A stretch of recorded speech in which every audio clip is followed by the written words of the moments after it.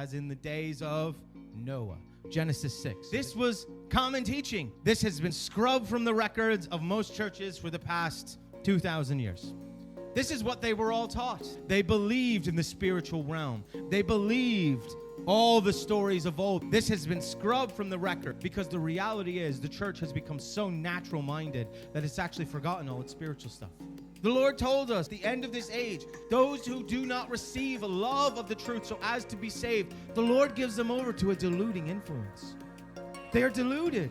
They can't receive it. They can't see it. And we have to remember this is not natural, this is spiritual. There are so many things that we have attributed to just being natural. No, they're spiritual. And the spiritual wages them. They actually affect our mortal bodies. We are not supposed to be people of just logic. We are supposed to be men and women of faith. And if God told us something happened, do we need to believe it? Genesis 6. So this is the story of what brought about the flood. This is what the days of Noah were like. When the sons of God came into the daughters of mankind, they bore children to them. We're going to get into what these creatures that forsook their abode, what they did, and what they taught mankind, and how they perverted God's system. And they deceived mankind, and what? The heart cry was, I want to ascend. I want to be God.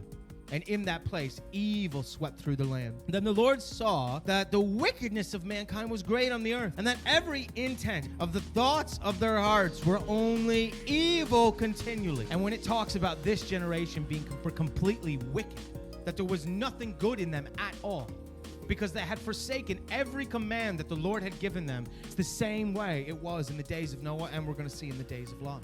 Because do you know we have historical records on these time periods?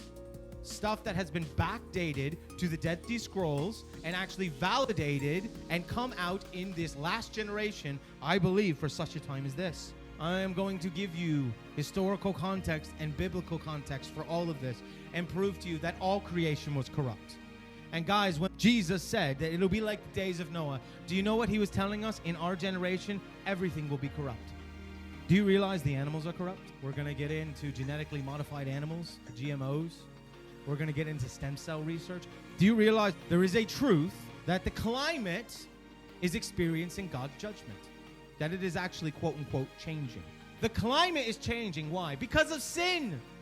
Creation is groaning. Why? Because we are destroying it. It's people who are destroying the earth through sin, through wickedness, who are perverting God's systems and making viruses. And people have done evil things with their flesh, and now it manifests in a judgment and in a curse and in disease.